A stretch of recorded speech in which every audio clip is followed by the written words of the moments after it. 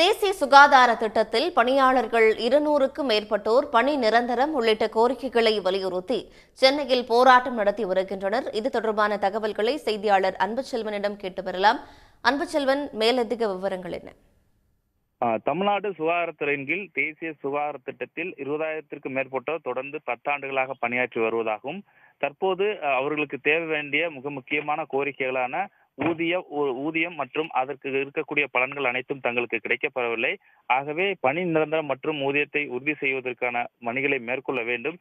தமிழ்நாடு சுகாதாரத்தின் கீழ் தேசிய சுகாதார திட்டத்தில் பணியாற்றக்கூடிய பணியாளர்களை பணி நிரந்தரம் செய்வதோடு மட்டுமல்லாமல் பணி பாதுகாப்பு, ஊதிய உயர்வு, பொங்கல் போனஸ், அதே போன்ற பண்டிகை கால முன்பணம் போன்ற இதர சலுகைகளும் தங்களுக்கு வழங்கப்பட வேண்டும் என தற்போது ஆயிரக்கணக்கானோர் அறவழியிலான ஒரு போராட்டத்தை மேற்கொண்டிருக்கிறார்கள்.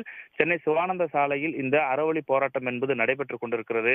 பல ஆண்டுகளாக தங்களது கோரிக்கைகளை முன்வைத்து இந்த போராட்டங்களை முன்வைத்துக் கொண்டிருந்தாலும் இன்னும் எங்களுக்கு பணி நிரந்தரம் என்பது செய்யப்படாமல் இருந்து கொண்டிருக்கிறது.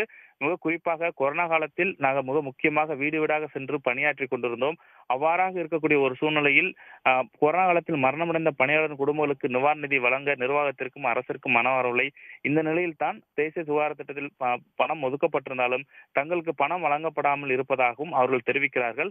ஆகவே எங்களுடைய மருத்துவ காப்பீடு, விபத்து காப்பீடு எதுவும் இல்லாத காரணத்தினால் பணியின் போது இறந்த பல பணியாளர் குடும்பங்கள் தற்போது வீதியில் இருக்கக்கூடிய நிலையும் இருக்கக்கூடிய ஒரு சூழல் இருக்கிறது. ஆகவே 10 ஆண்டுகளுக்கு மேல் பணியாற்றும் ஒப்பந்த பணியாளர்களை பணி நிரந்தரம் செய்ய வேண்டும் என்ற அடிப்படையில் இந்த அறவழி போராட்டத்தை முன்னெடுத்திருக்கிறார்கள். இந்த பணி நிரந்தரம் செய்வதற்காக இந்த அடையாள போராட்டமாக அறவழி போராட்டம் என்பது சென்னை சேப்பாக்கத்தில் இருக்கக்கூடிய சிவானந்த சாலையில் நடைபெற்றுக் கொண்டிருக்கிறது.